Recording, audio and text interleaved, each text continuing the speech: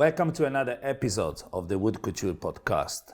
Today we have the absolute privilege to welcome to the show Shadi Moazami, the founder of MAIA. Welcome to the show. Thank you very much. Great pronunciation of my name there. Thank you. Oh, I made it to my first test. Today is going to be very challenging because Shadi has an incredible track record in communication and work for the probably the best PR agency out there.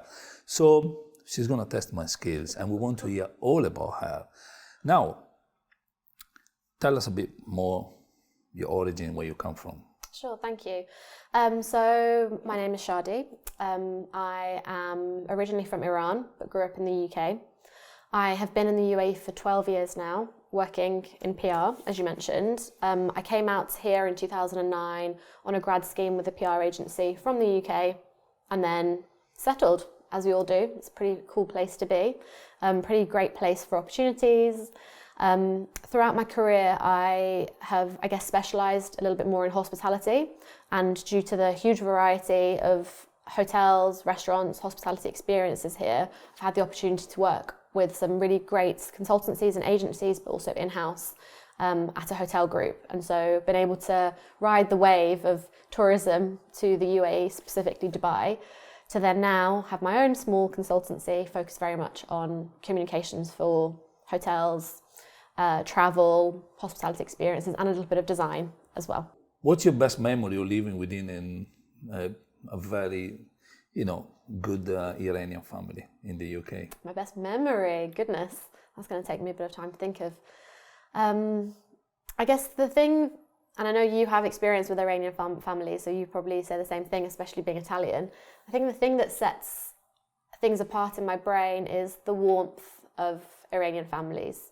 If you have the opportunity to ever be invited to an Iranian home, as soon as you walk in, it's the smell of the saffron, the fragrant rice, the tea, and then it's very much sitting down, being close to every single member of the family, telling your life story, telling lots of jokes. So I think the warmth in culture that comes to life is definitely a defining moment, both in terms of my family growing up, but also whenever I have the chance to go back to Iran. People gather, people spend quality time together, which is, as you know, being Italian, it's a really, really special experience. And sometimes the hours just while away, sitting and having conversations about everything and nothing, which is pretty good.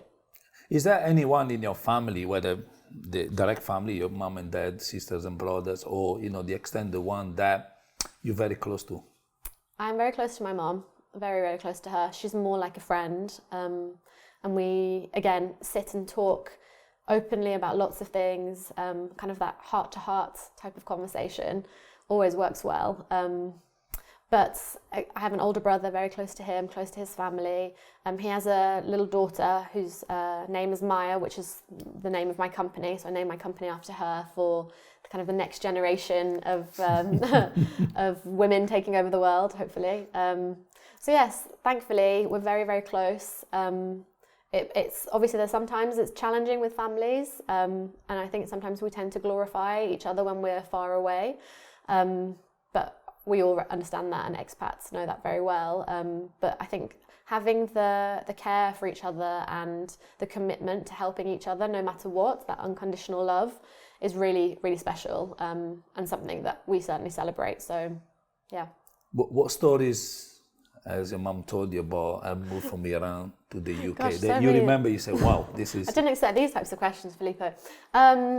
Stories of Iran. Well, I was very lucky that I was born in Iran and we moved to the UK when I was about 3 or 4. My parents now live in Iran, so I have the chance to go back and forth a lot. So although my parents would have told me a lot of stories, I also had the opportunity to experience Iran for myself. And we would spend summers there with grandparents and cousins, and time to travel throughout the vast countryside of what makes up Iran. And again, for me, stories that come to life in these times of memories is very much the warmth, the food, of course, the connectivity. I think not taking things so seriously. A lot of people from the Middle East who have a lot of legacy behind them also spend a lot of time just embracing the present day and the power of now, which I think we're learning a lot more as the modern generation now with mindfulness and a little bit more spirituality in that way. But culturally, I find that a lot of Iranians or Persians are very much in the now, and they embrace every single thing that they're feeling and are very open about their thoughts, their feelings. Again, it comes back to that warmth in everything that is done. So it was very nice to be able to experience that and then go back to the UK and where I grew up, which has a very different culture and obviously amazing positivities in the culture there, but they are quite different. I mean, just the East and the West, there's a big difference there. So having the opportunity to balance the two, I think was I was very fortunate for that growing up. And now living in the UAE, it's ideal because there's a deeply rooted and strength in Middle Eastern culture here, as we've all experienced. But of course, the work ethic, the opportunities to be more open-minded due to the nature of work with various markets, be that the East or the West, is really great. And so you end up becoming more of a balanced individual, regardless of where you're from, because you have the opportunity to engage with people from different walks of life, that have different cultures, and by default, you pick up some of their cultures, you understand their nuances, their language. You have the chance to travel and also experience things more than you would have necessarily if you had just stayed in the heart of Europe. So I guess all of that has come through really beautifully in a way to bring us all together as citizens of the world rather than, Iranian, British, Italian, Emirati or Middle Eastern. Right. What's the best advice she gave you? They're still with you? My mom. Of course. That's your mentor. The best advice. She has some great points that she gives on a daily basis, I must say, because we speak often.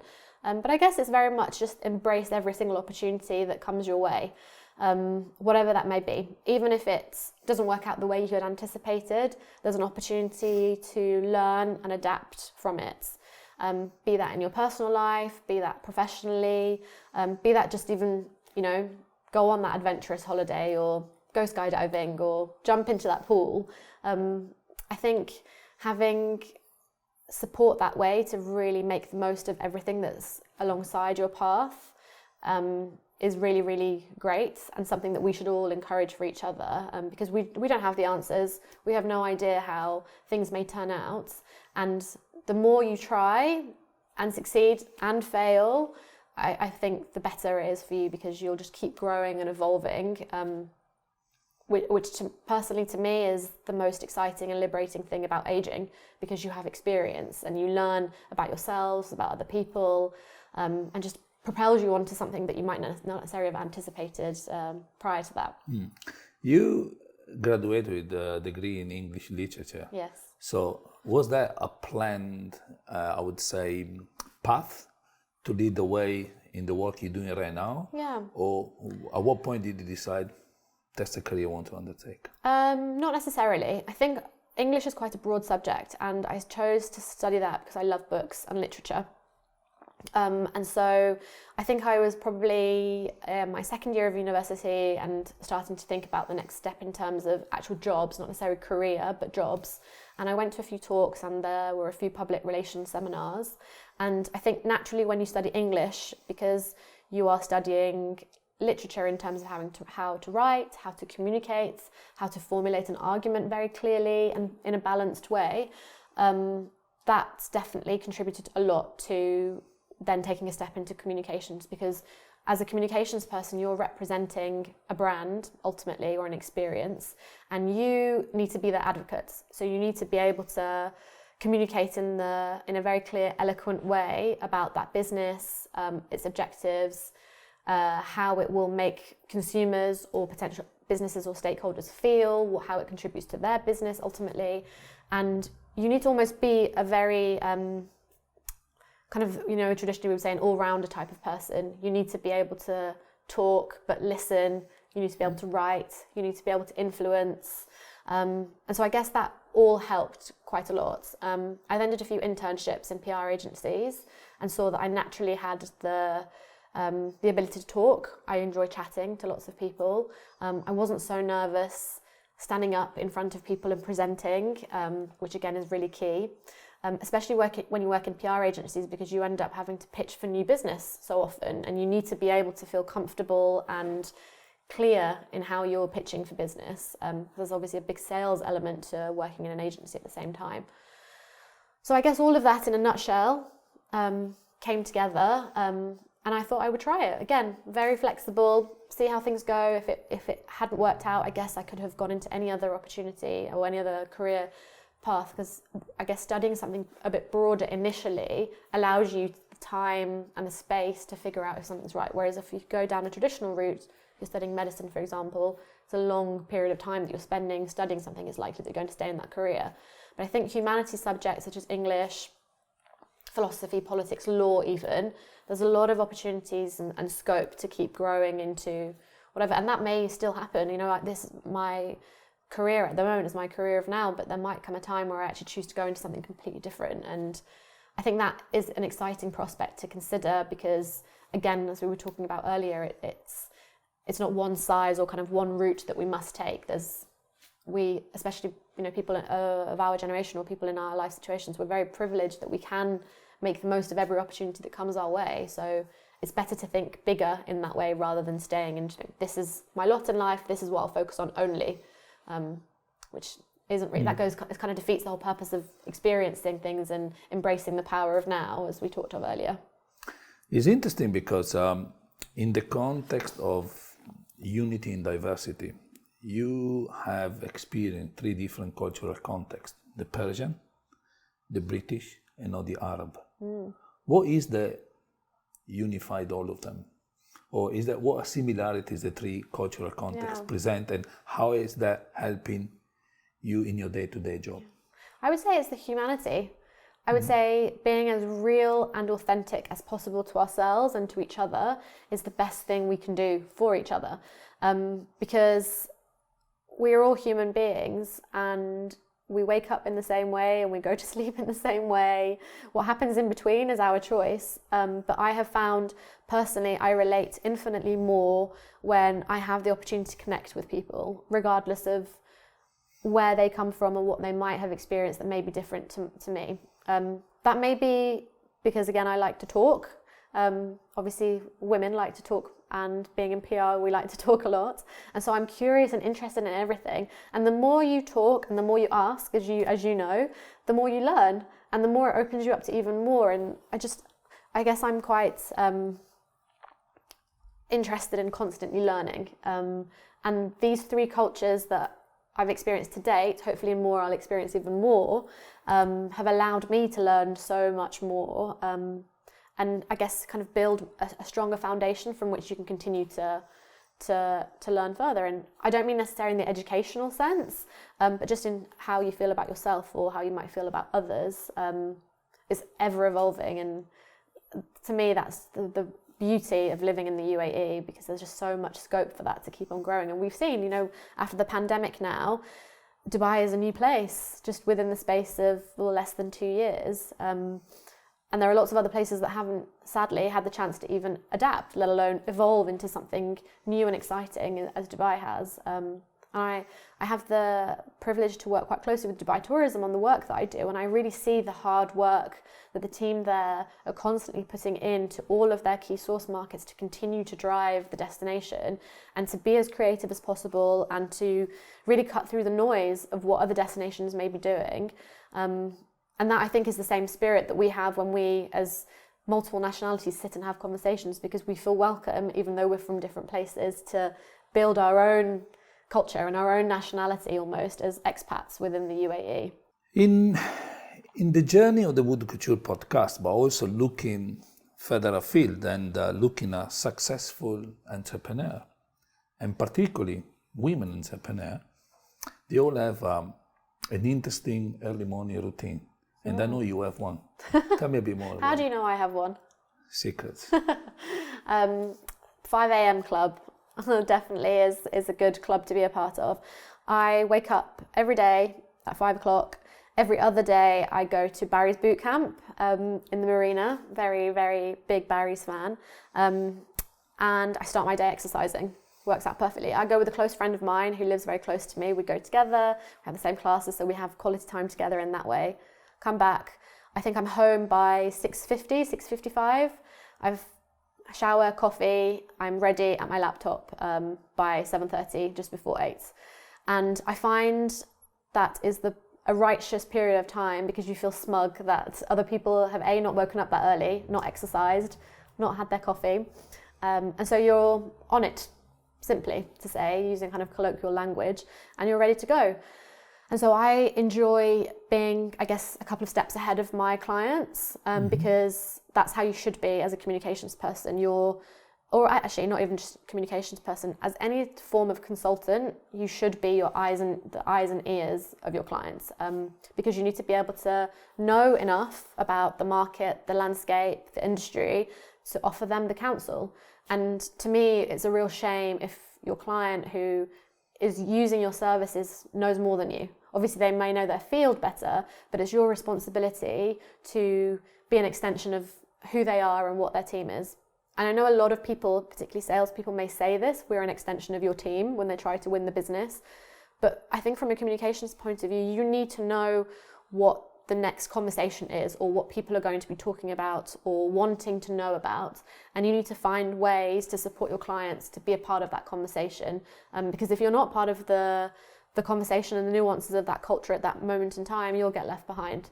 And that's a shame for any client that could have so much potential, but they might not necessarily just have the foresight of having an individual who's invested in the next step and thinking of what's the next interesting thing that people want to talk about. So I find that time allows me to do that before I then get into the reality of actually execution of work. And obviously I have a team supporting them, guiding them on any questions that they might have throughout the day also.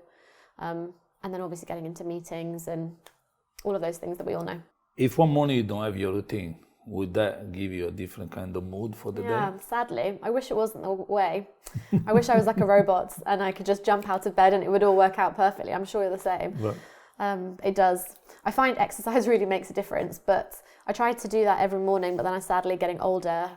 The knees start to hurt and the back starts to ache, so I need to have the recovery. But I still try and wake up as early as possible, and I live in a lovely area in Dubai where there's a lot of greenery around me, so even just going for a short walk or just, even just you open the curtains and you have the natural light coming through, I find that the vitamin D that you get from that helps. I don't know if you know much about these wearable technologies. There's something called a Whoop. You have there, you go, oh, of course. So yeah, with my Whoop, studying my HRV, understanding what differences I might have in terms of how I've slept, how much water I've drunk. Like I say, if I took a vitamin D tablet that day or I spent time in the sun, I quite like analysing that because we're all trying to almost biohack our lives, aren't we? Like we're trying to make the most of the lives that we have today, but also to be as healthy and live well and as long as possible. I can see your eyes are sparked up as soon as you mentioned the Whoop, because that's what we want to do, right? What's the point otherwise? And I think, again, coming back to Dubai, I mean, just the sun, the opportunity to be healthy and be well and mentally and physically really makes a difference. And I don't know about you, but I definitely see a difference in my business the times when I have that opportunity to keep that routine going. And perhaps some people may say I'm a bit too disciplined, but I see like infinite change in the results that I get, even from one day to quarterly results, and the times that I've really maintained that routine and structure. It sounds like you upgraded your routine because your balcony workout and your dog walk became a very good calm and a nice cup of coffee. Yeah, exactly. Substituting the English breakfast. Exactly. Wow. No more of the English breakfast tea. So what has changed in your life that made you to do like a big step in changing your routine? Well, having your own business, it's you. And I had the opportunity to work in some great agencies and I worked in-house. Like I mentioned, I worked at Jumeirah Group. But when it's just yourself, trying to set up a business within a pandemic, if you don't do that, it's not going to happen. And so you'll suffer.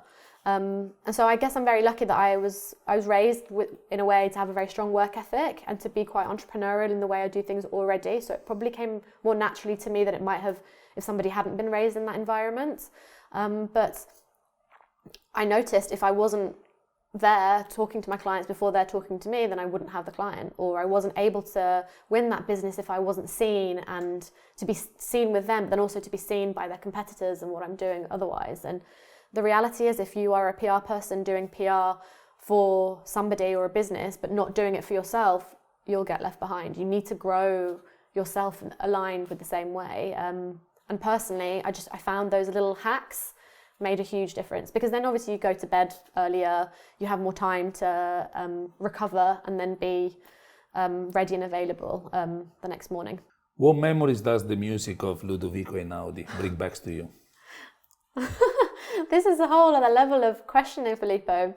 Ludovico Einaudi is incredible. It's your favourite music? Yeah, it's my favourite music. I'm mindful of what I'm posting on social media. He was here in Dubai last year and the year before, and I saw him at Dubai Opera. I also saw him in the UK, a beautiful concert in Chelsea.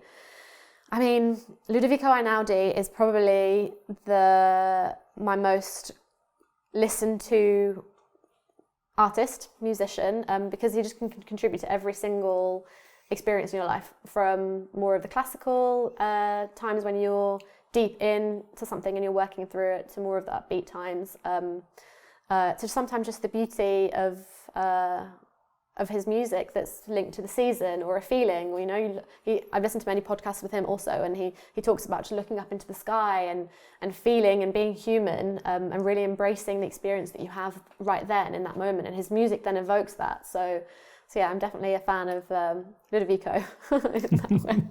Hey, your communication is perfect. You let everybody know what you like. There's no doubt you are very good at what you do. So, agility and innovation, that's your quote, is a must to have nowadays. Tell me a bit more about that. Yeah, agility is key. I'm sure I'd like to know your opinion on this too. From a business point of view, things change very quickly. And I think with the pandemic, we all saw something that none of us anticipated ever happening so incredibly quickly. I mean, not even just the pandemic, the last 6 weeks with the new variants and travel plans changing and events being cancelled. It's having that opportunity within yourself, I guess, to be malleable and agile, to change when things have to change, is really important, because if you're not flexible and if you're so rigid in how you think things should be and you refuse to move, you'll fail. We all know this in all areas of our life. It's kind of that quote about adjusting your sails as if you are sailing on a boat. As the wind comes your way, you have to adapt to it. And in some ways that could be incredible and it could move you onto another path. In other ways it could move you onto a path that you didn't anticipate that isn't so good. But you still need to maintain flexibility and agility with that too. I guess the innovation that comes part of that is also to try and stay on the cusp of things and to keep seeing what may be new and may adapt. And I think the communications industry is one that is very innovative, because traditionally PR would have been about media relations and print media and engaging with traditional journalists, but now it's evolved into podcasts, or it's evolved into even simply Google My Business, through to social media, that's Instagram, YouTube, TikTok, Snapchat, through to SEO. Like, I spend a lot of time with my clients, even though I'm not a digital marketing expert, in developing their key messaging and the language that they want to use to position themselves, and the language that they need other people to use on their behalf. So using that language with media is great, but also that same language should be used as part of the keywords that they use for their search engine optimization, and what helps them actually to be optimized further on Google. So when you're searching on Siri for something, you need to be using the same word that I, as a PR person, is using with a journalist that will then use as part of a story to come to life. And I think a few years ago, a lot of digital and PR actually were kept separate, but now it's about integrating the two together to ensure that we're using the same language, we're speaking from the same tone of voice, sharing the same stories, because as consumers, you're much more likely to remember the stories and how they made you feel than facts. We work a lot with hotel companies, and if you go on a tour of a hotel and the sales director takes you on the tour and they tell you about the 23 room categories or the size of the bed or the layout of the bathroom, you won't remember that. But if someone tells you that there's an amazing coffee in the new coffee bar that they have built there, and you can have your morning routine there, you're more likely to come back to that and have that experience, because that is relatable to you. It's not rocket science, we're humans, we understand that. And so I think the power of PR is actually maintaining that relatability and being as authentic as possible in your marketing, your communications, to actually then deliver on the memories that people have and the experiences they're likely to come back to and encourage more loyalty. Obviously, you are a specialist in hospitality communications, in branding, and you've done extensive work on that. What are the challenges in today's times in communicating a brand message? I think there's a lot of noise in the markets, and cutting through that noise is something that we all yearn for, and I'm sure we'll all say this in any meeting, how can we cut through the noise, how can we be ahead of our competitors, but truly it takes a lot, and you have to constantly be analysing what you're doing and what your competitors are doing, or even not necessarily competitors, but other people that aren't necessarily in your industry but are doing things differently, to encourage the same type of thinking. That could be as simple as a cultural change within your business, such as we're going to Monday to Friday from next week in the UAE, to 4.5 days some businesses are taking on. So how will that affect productivity? That's technically innovation, because it's affecting productivity and how your team feel and how they may continue to contribute and grow your business alongside you. To then thinking bigger in terms of a new product or a new market that you need to tap into. I know you guys, from an industry point of view, you go down the bespoke side of things, and you need a client to tell you what they need for you to create that. But if you weren't innovative enough as offering that counsel to them, you would end up creating the same type of furniture over and over and over again, and everything would end up looking the same. But there needs to be a degree of creativity and craftsmanship from your side to guide in the same way. I'm assuming, like, don't let me project, please tell me if I'm incorrect, but they look to you for your expertise because you are out in the market and you know how things are working, and you're also future-proofing your own business at the same time, and so they look to your guidance, I would assume. So if you're not innovative, or if you're not trying to cut through the noise, then there's no way they would be, because they'll trust you ultimately, right? They pay you to come in and help them with their business. And if everything ends up being the same, none of us will cut through the noise and none of us will be competitive in that way. So I think brands have a big opportunity for that. I think historically the UAE and the Middle East has not been taken as seriously as other more established markets, because it's an emerging market.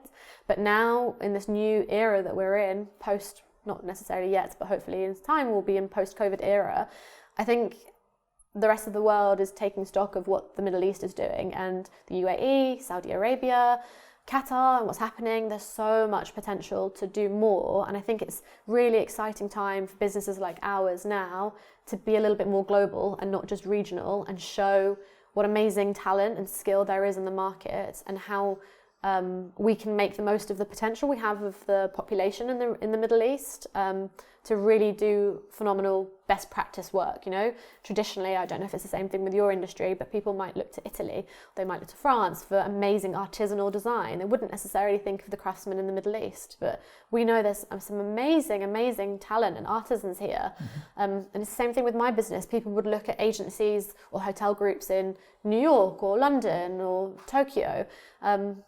Dubai not necessarily have been on that ranking, but in the next 5 years, I'm confident, so incredibly confident, that we'll be a key player within those, alongside those cities, because look at everything that's happening around us. And thankfully, the spirit of people that's here also contributes to that even more. Just people like yourselves, ourselves, through to the leadership here. There's hunger and excitement to constantly grow and do more. So it's an exciting part of it. Every hotel brand try to communicate the experience, and what would you say is the common mistakes a hotel brand makes in communicating the experience? Sometimes hoteliers become very rigid in doing the same thing over and over, because that's the business. Hotels are run in a very formulaic way. They must. So from an operations perspective, that's exactly as you must be. But it's unfair to put an operations person in charge of creativity or brand, because they're so focused on running things impeccably well for the customer that's right in front of them, they don't have the time or the bandwidth even to think bigger. And vice versa, a brand person then can't go and be a general manager or an outlet manager in a restaurant, or just front of office staff. It's impossible to do so. And I think knowing that is key. So I think having the right people looking after each of the key areas of the business is really important. businesses that I have worked with do very well in ensuring that they have the right people overseeing each department to then contribute together. So they align in the right way. So a lot of businesses do report into the chief commercial officer or the chief brand officer or the chief marketing officer.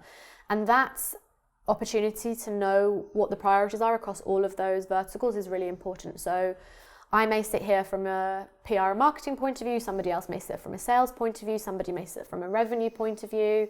And if we collectively come together and each deliver on the ultimate goal, which would be to make sure the hotel is busy and RevPAR is growing and occupancy is growing, it works much better. It's like any team coming together, right? So I found the times when that hasn't worked is when people have been in a silo, when PR doesn't talk to revenue and would have no idea about the realities of the weekly forecasting meetings or the opportunities they have to speak to the general managers or the owners of the hotel and don't contribute to that. And so they may be saying, for example, from a sales point of view, we have to invest in Russia. We see great potential from a sales point of view within wholesale and retail from the Russia and CIS countries. But then the Dubai team who are based here are working with local media to talk about the restaurant and are not driving the room rates from Russia. They're not engaging with Dubai tourism to engage with key media that will actually visit the UAE or visit Dubai and cover a hotel or a destination that the hotel is part of to ultimately then grow the room rates, grow the RevPAR with it. And that disconnect, sadly, is such a shame because if you actually came together, it's not rocket science, two brains working on one thing. And it's a simple process, but it really, really makes a big difference. And I've thankfully had the opportunity to see when that's worked and not worked. And so now I try and remind myself on a daily basis with my clients to have that alignment. So then you just have more bang for your buck ultimately for it. Since the creation of MAIA, you had an incredible growth, and stunning clients from the arts club to major hotel groups and you name it. You just mentioned Dubai tourism, so even more than. And in our early conversation, you mentioned something which is remarkable, saying, I try to align the big commercial goal with the communication goals. Is that what makes you different? I would like to think so. I have been the PR person that has not asked the right questions in a meeting before, and I have considered success to be about coverage in a magazine or an online article, which it is to a degree because that's what people need. They need the buzz, and that's why they bring in a PR person as a supplier. But I've also been on the other side of the fence, and I've seen a PR person bring me lots and lots of coverage. This is when I was the client at Jumeirah, but I've also seen the restaurant is empty. So it actually hasn't delivered on what we all thought we needed, which was to have the restaurant full or the hotel full. And so I challenged myself to think why that is with PR. And I think it's because we're not necessarily always aligned, because perhaps we don't have the chance to sit at the table in the same way that marketing does. There is a chief marketing officer, there isn't often a chief communications officer within a group. Or you have a director of sales and marketing and they have a traditional marketing background, but they don't have a PR background because the industry just hasn't been taken, not necessarily as seriously, but it hasn't been considered with the same value as traditional marketing has historically. And so I guess I set that goal for myself also as a female entrepreneur, that no, I can sit at the table alongside the CEO and guide him with his finance team, with his revenue team, on what will make a difference to the business. And so I can give one example of a really exciting client that I have, which is the new Sky Pool Lounge, which is launched in Nakheel Tower and the Palm. It's called Aura. It's an incredible new attraction created by Sunset Hospitality Group, who are a dear client of mine. It's an attraction. So it's ticketed, so you can book for a morning session or an evening session or a full day session because it has 360-degree views of the entire city of Dubai. It's phenomenal. Honestly, anybody that goes there will love it because you see a vision of Dubai that you haven't seen otherwise, in terms of you see the Palm, you see Blue Water and Ain Dubai, you see Burj Al Arab, Burj Khalifa, you also see the skyline of Dubai from Media City point of view. Aura launched in early November of this year, but because it is a attraction, our strategy was to engage with Dubai tourism for their key source markets. So we actually, from a communications point of view, gave the exclusive of the story to the Mail Online in the UK. And I was in the UK in the summer, so I spent a bit of time finding the key contact, spoke to the travel editor there, and said to him, you can have the exclusive on the content before anyone locally can have this. I was also very clear with the local media here to explain to them what we were doing. So I maintained the relationships and I involved them in understanding their decision. And Aura launched, we had the coverage come through for the Mail Online. We then had requests from The Sun, from Lad Bible, 9gag, all of these online sites on the same day that everything went out because it's the Mail Online, of course. Dubai Tourism contributed significantly. They're an amazing team there with the right fam trips from UK media, key media from Germany, Austria, Spain. All in the last few weeks, we've had key influencers and key content creators, 30 million followers wanting to go to Aura to get the first shot of this view. And I know that not one single penny or dirham was spent on advertising. It was have the website ready, have the PR go out the day the website was ready, talk about the ticketing information, talk about the operational experience and the gravitas of Sunset Hospitality being behind it, because they're a really great operations group who've been super successful. They also launched Sushi Samba at the same time, which is just above Aura. So they did really well in establishing themselves. And on we went. And since then we've had, as I mentioned, UK coverage, we've had US coverage, we've had a little snippet in a Wall Street Journal article about how Dubai is booming, and it's all come from PR. And the beauty of that was because thankfully Sunset gave me the opportunity to actually have a seat and be at that table and give them a recommendation of how the strategy should actually work. Not just, here's the press release based on what your offer is and here's the language that you should use, but let me actually be a big part of the strategy to help launch it. And hopefully, and I definitely will be keeping an eye on it, the business will continue to grow for them, and they're sold out for the whole month of December. They're now, New Year's Eve is going to be phenomenal for them, and it's all through PR.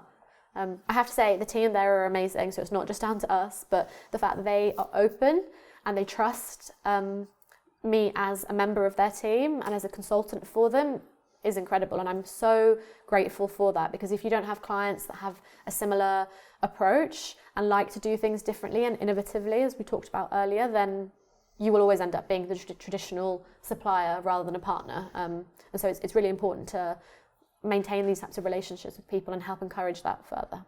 I wanted to ask you this. Now, because you are especially in hospitality, and you just give me an example to food and beverage venue, because all I think is a restaurant, right? A lounge, there is a lounge. And the sushi Samba above. Samba also above.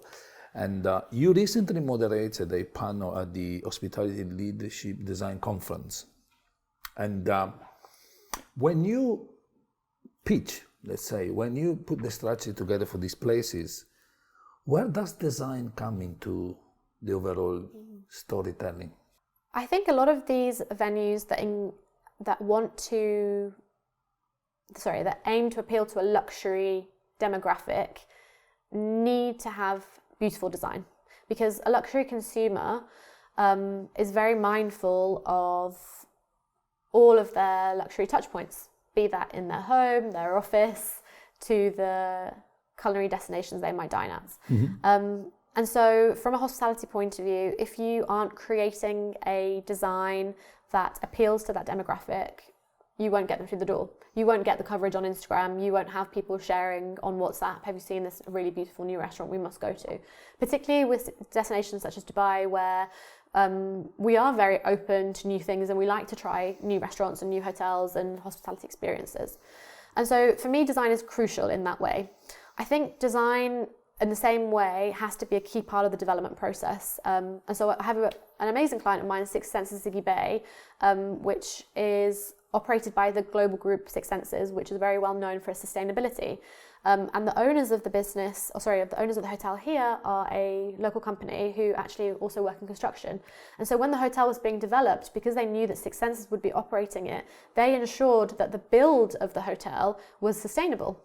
So in terms of, they built in a reverse osmosis plant from the very beginning. They didn't just say, let's build a beautiful building and then make sure that we don't have plastic or that we don't wash the bed sheets every day. They actually developed sustainable values to be a key part of their ethos of the business, not just the operations of the hotel. And that to me is exactly as it should be. And so design and construction go hand in hand. If the layout of the rooms hadn't been designed in a way to maintain that and to acknowledge that, then again, it would have been a high-rise building in the middle of a beautiful bay, wouldn't have worked. or a room design without maintaining the rustic artisanal experience that is indigenous to Omani traditions and culture. So Ziggy Bay has actually been designed in tribute to the old Omani fishing villages of the village of Ziggy, which Ziggy Bay is a part of. And again, the owners are very close to the community there and actually contribute quite significantly from a CSR perspective to the village, because that's important. And so the design needs to adhere to that. So I think in the same way, design and leadership within design, as we talked about on that panel, is really important to grow the industry further and to create experiences. And knowing the nuances of the travel industry and how people will travel and creating the hotel room of the future or the hotel of the future is really important, and only designers can have that foresight. Again, as we talked about earlier, an operations person isn't going to be thinking of the future of the hospitality industry within the next 20 years because they're so focused on the here and now. There's somebody in front of them, they have to support that guest. But the design team or the development team should be thinking about that, and they should be bringing in the right team members to also contribute to it to ensure that the industry continues to grow as significantly as it has, even further in the next 20 or so years. You mentioned sustainability. Do you think the hospitality industry is progressing the subject of sustainability well compared to other industry? I think there are definitely some really strong players who are. There are some others who are kind of going down that greenwashing term because it's what people are talking about. But I think collectively, humanity-wise, we're all doing much better because we're being educated so much more on climate change anyway. And so we are all reducing our plastic use, single-use plastic use, or our water use, or things like that. And so naturally, as humans, I think we're all contributing to that. So there are businesses, so those individuals are going into their business and trying to make that change. I think established hotels probably might not be working at the pace at which they should, but I certainly think new hotels and new businesses are. So I had a new business call just yesterday for an independent hotel opening as part of a bigger group, and they were talking about their mattresses and how their mattresses are made from recycled plastic. That hotel might not open for another couple of years, but the fact that the mattresses are being made from that, then it will contribute to the overall design that is more likely to be more sustainable, and then by default will grow further. Another hotel that I was in touch with, a hotel in the Maldives, they have a new sustainable zero waste restaurant opening in the Maldives, which is historically known for abundance of food and things. So the fact they have the foresight to think that is really remarkable. So I think we're definitely getting there, and more conversations like this will actually help contribute further, because again, it's the agility, the innovation, cutting through the noise of what our competitors are doing to create more of those opportunities.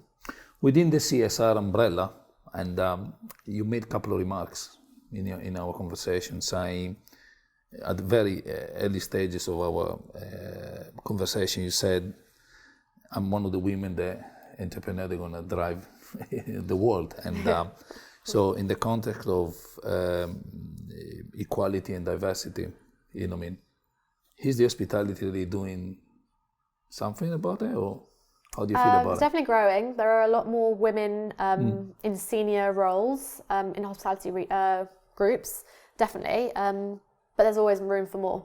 And diversity doesn't necessarily just mean gender. It's also different nationalities and people from different walks of life. And I think that's what I would like to see, more diversity to come through in all industries. Because without diversity, you're not able to be as agile and flexible because you don't have the different points of view. If we all come from the same place and have the same background and the same way of thinking, we'll end up doing the same thing.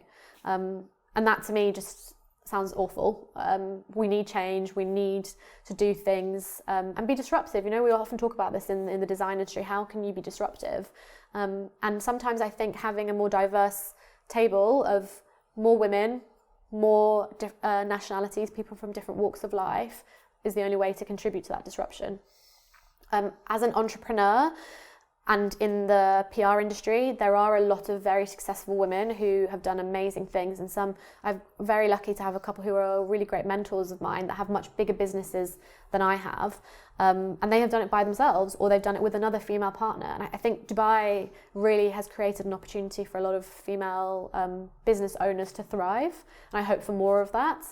There's also a new kind of underbelly of younger PR girls coming to life, and they start off as freelancers and then they grow into different things, and I'm really enjoying being a part of their journey too and being close to them, because there's so much work in this market, and the more we support each other and guide each other, the more we can do. And I'm definitely close to some of my competitors in a way that maybe others are not. And I meet often with them, and we bounce ideas off of each other, and we help each other, because it's only winning if everyone's winning. And there's enough room and scope for that. Both men, women, people of different races and nationalities.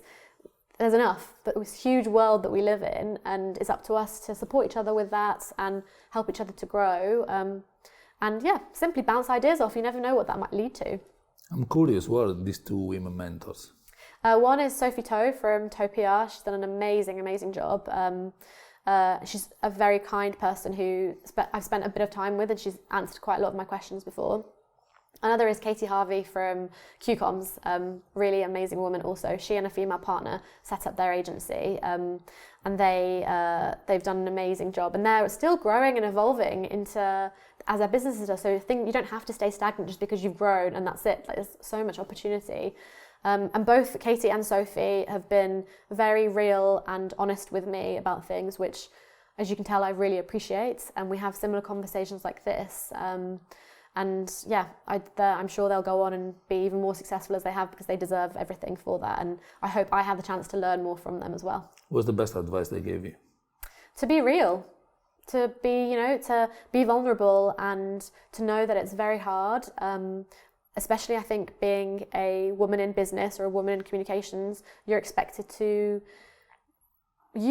and perhaps you put this expectation on yourself, to always be perfect, look perfect, speak perfect, be perfect in every way. But perfection doesn't even exist. It's for the pressure that we put on ourselves. And I think through conversations like this that we've talked about in terms of some of the best views that you might have had, the more real you are and the more authentic you are as a human being is what people actually relate to and want to know more of, because they see the shiny, sparkling success, because they see how well your business is doing, or they might see your social media or the clients that you have, but they might not necessarily know the hard work that goes behind that and how you have to be committed to that at all times. And I think both of these ladies were very authentic in that way, and I hope that I have even more chance to kind of stay close to them in their authenticity also. What's in your bucket list for 2022? Oh, to travel. I hope to travel. I think that's for everyone, right? I'm trying to make plans, but obviously as an organised person, you try and make plans, but then who knows how things go.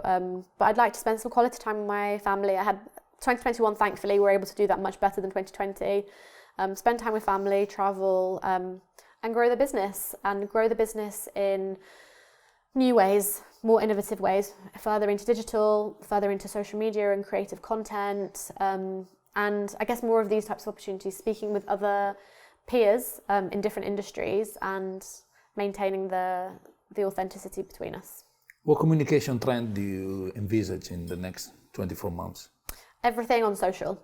Social media is king. It's not necessarily in the next 12 months. It has been for the last 10 years almost, it's grown into. But it's about content, compelling content and stories delivered in a easy to understand and easy to share way. So even if you're not necessarily the type of brand that it's appropriate to be on TikTok, you need to know about TikTok, because you might use Instagram Reels, which is very similar to TikTok. Or if you're a business that shouldn't be on Snapchat, but you have people from the GCC traveling and being very active about your business on Snapchat, you need to know about Snapchat. So if you are a hotel and you need a GCC audience, you need somebody from Saudi, bring in the influencer who's got 20 million followers on Snapchat, because he will do a really, really good job for you, or she will do a really great job in creating content for you. So you need to have that knowledge. Do you think for a brand, in the context of social media, which is, we know that there is a lot of things that have been engineered, or a lot of things politically correct, or do you think that for a brand to be authentic overpowers being right for the audience? I guess it depends. I can only speak from our experience within the hospitality industry. Yeah. I think being real, again, and honest about how things are will actually encourage further loyalty. People expect things to be curated, to your point, beautiful, polished content on social media, and they want to see that. But they also want to know that humans are behind the brand, and that you have an opinion on things. And there's a lot that's happened in the last few years from a cultural and political point of view, where we need to be sharing our opinions and educating ourselves on things that we might necessarily have done in the past. And fairly or unfairly, a lot of brands are expected to answer to that and have an opinion on that. And I think social media sometimes plays to that in a negative way. But as long as a business has the right way of communicating their responsibility, as we do as human beings also, the easier it will be to maintain that loyalty. So on certain movements happening, you don't have to always be answering to everything happening in the world, but if you are questioned, you should have an answer, and you should be very real and authentic with that, because I think that's what we're all expecting now. We're done with having the wool pulled over our eyes and not knowing about how things work. We want to know, and we have access to so much information and access to learn so much more. We're curious, and if there are businesses that we admire and that we're loyal to, we want to know they have the same values. And so you need to work hard to understanding what the values of your consumers are and aligning as best as possible that you can with that. If tomorrow I put a massive, huge canvas on the top of Burj Khalifa, what message would you write on that? A canvas. Dubai is amazing. Come here. That's what I would say. I think they are doing that anyway, and everyone knows. But I mean, I have all of the love for the life that we have here. And I think that positivity and optimism is definitely what encourages me to keep on doing more and more and more to contribute to living here. So that's what I would say. Yeah, Shadi. Merci. Thank you very much. Thank you.